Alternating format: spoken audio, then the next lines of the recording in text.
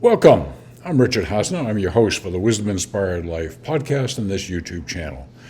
Great to have you back. As you're probably aware, I'm trying to help people around the world that might be interested in living more of a wisdom inspired life to be able to access the free episodes that we have here, a wide range of material to try and help them. And speaking of help, you can help me and others who are interested in wisdom by subscribing to this channel, because it'll make it easier for people to find the channel if they're looking for something about wisdom. Thank you in advance for your help. We have a number of playlists on the channel, and one of them is the Advanced Wisdom playlist, as the name suggests, from enlightened, God-realized beings. Check it out. There's lots of good stuff there. This particular episode is part of the Words of Wisdom series, which is also a playlist for that. And it's got tremendously diverse content there. So check it out. I'm sure there's something there for virtually anyone that's interested in wisdom. And this particular episode, I'm grateful to the YouTube channel for Sogyal Rinpoche, a great Buddhist master. He played a very important personal role in my life and my spiritual journey. And I'm sharing with you his video on loving yourself. Can't all of us use a little bit more of that? So as you listen to this video, it's relatively short, look for something that can make your life a little bit better starting today. And enjoy.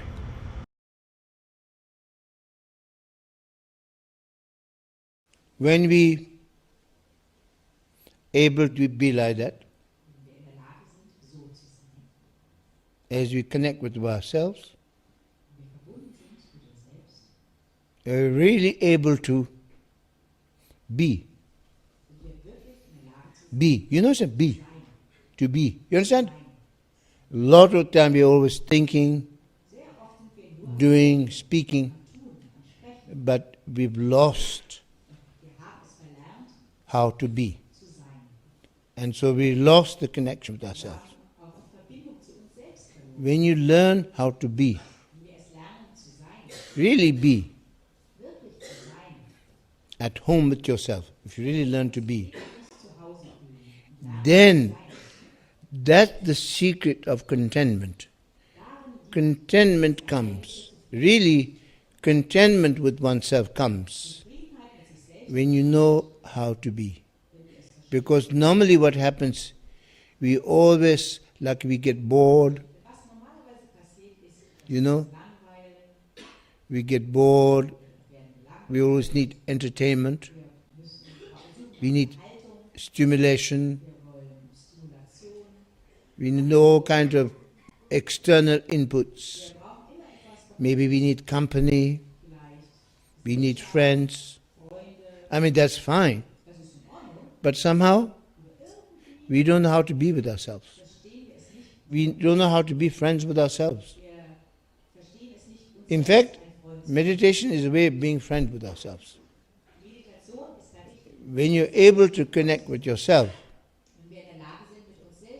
actually you can find your best friend in you. Who is better than you to understand you? If you can be in love with yourself, not in the kind of, not narcissist, what? Narcissistic, no, I don't mean that. If you're able to find the love in yourself, you can find the greatest nourishment, really. And you can just find, like you can just find contentment. Contentment.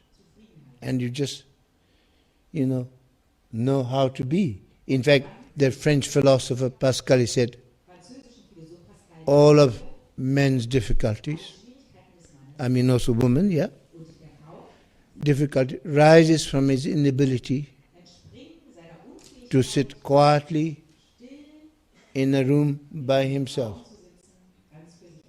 You don't know how to be with yourself. That's, I think, one of the greatest, what we've lost. We don't know how to be with ourselves. And so therefore we become lonely. Actually we become lonely, why? Because we miss ourselves. We've lost touch with ourselves. It is when we really come into touch with ourselves, make friend ourselves, and love ourselves. It's very important to love ourselves. Not in a selfish way, not in a neurotic way, no, but in a genuine way. We deserve our love. As Buddha said, if you look all over the world, someone more worthy of your love than yourself, he said, you will not find another. If you look all over the world, someone more worthy of your love than yourself, you will not find another. You see, we deserve our love.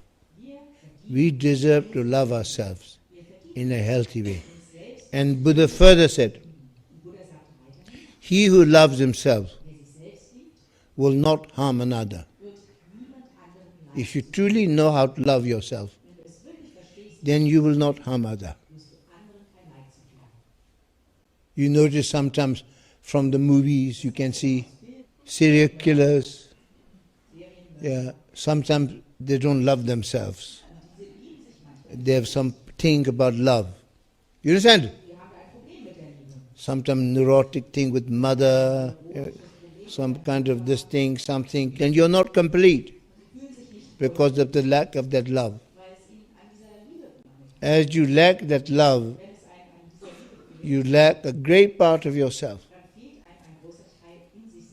And really, you miss that. And you long for that. You want to be united. That's why always we want someone to love us, so that we can love ourselves. It's like sometimes we find someone that inspires that love, and that's why sometimes we love that person, but actually in some ways that person is inspiring you how to love yourself. I think it's such as a very healthy love. In fact, if you really know how to love yourself in a genuine way, you can be also a very good partner, healthy partner in a love relationship. Is that clear? Very important. Very much. Love is very important. Loving oneself. And by loving oneself in a genuine way, and then we can love others. That's why sometimes we have a practice of loving kindness.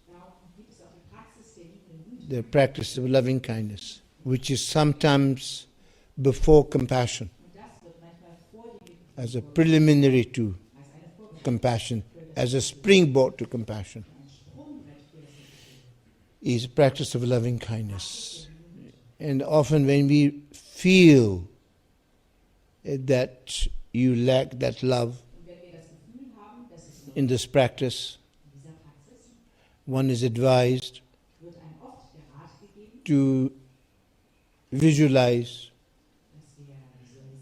go back in one's memory at a time when somebody really loved you. Tradition is the mother. But if mother is a problem for you, maybe grandfather or grandmother, somebody who loved you. And when you think of that love, you feel a lot of gratitude. Your heart is filled with love. You feel a sense of gratitude to that person. And then you return the love to the person. There's a to and fro of love. And that's like, it's giving and receiving. Giving and receiving. And just when you begin to feel that, then you're just filled with love. When you do with this one person who loved you, this pure love, and that once that you feel that, it makes you feel that you are loved, you're loved for you, and that you're lovable.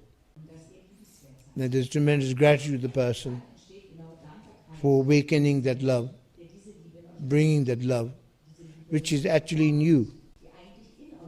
You understand? Bringing the love out of you. And when you feel that way, you feel a tremendous sense of love for the person and gratitude. Then, next stage in this practice, in the atmosphere of that love, that when you're imbued with that, and then you can think of another person who didn't love you that much, but because of your feeling very good, very loving, you can also extend the love slowly, slowly to others, and finally even to your mother or father who you have difficulty with, other, and then finally to your enemy. Because sometimes you see, when you look and see at somebody's suffering, when you tune into someone's suffering, and then we feel compassion, we feel empathy. This empathy is a very precious human quality. This empathy. And that sometimes even with people you don't like so much, when they're going through suffering, if you really kind of feel the pain they're going through, suffering they're going, your heart warms up, This is the way to transform your mind also. Fill your heart with compassion. Dalai Lama often says, very movingly once he said, we think that compassion is something good for others, not for oneself. He said that's a mistake. Because normally you say compassion is for others.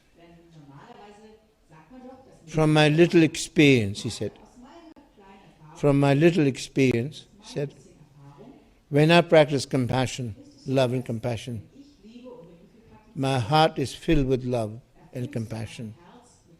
I don't know how much others benefit. Maybe 50%, maybe, roughly. But the real beneficiary of your practice of love and compassion, 100% beneficiary, is yourself. You're filled with. Dalai Lama said, whenever I practice altruism and love and compassion, it really makes one secure, and then all the suspicion all dissolve. One is more open and more content with ourselves. You can feel for more others, You understand? And also, sometimes when you think of yourself only, when you're just thinking of yourself, your own happiness, and saying, how can I get on with life, how can I succeed? If you just only obsess with your own happiness and completely kind of impervious to others' feelings and, only about yourself, Dalai Lama says, then you get locked up in this claustrophobic self, where you not only not end up being happy, but there's no end to problems. You begin to be irritable, you start blaming others. It's like saying, how is other people not considerate for my happiness? You begin to shirk your responsibility, blame others. But on the other hand, he said, it's amazing.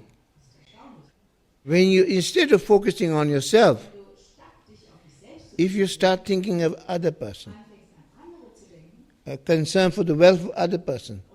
Maybe someone close to you.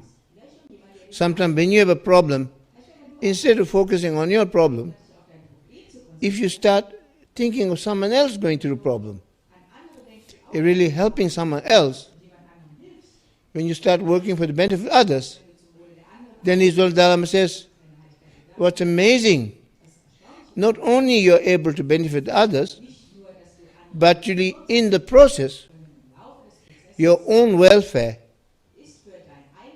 is taken care of as a matter of course. Your own welfare is taken care of. And also you see, one thing that I find is that the incredible source of love and inspiration for us is, for me, personally, is my master. Yeah. And the teachings. Incredible about teachings. When you look into the teachings, yeah, there's so much love, so much compassion. You can see the incredible compassion, like the unconditional love, compassion that Buddha and I can see my master show. It just really melts you. And really, it's like incredible love. When my book first came out, when I was giving a talk in Philadelphia, in the United States, and people come to me after the talk, they come and thank me for the book, how they helped them transform their life and help family and people who are dying close to them, how they helped. So many such kind of testimony of gratitude. But one person came to me and said something quite startling. This person said to me, I don't know how you did it, but the book loved me completely. When the person said that, I was very grateful to the person, because this person understood. This book is about love.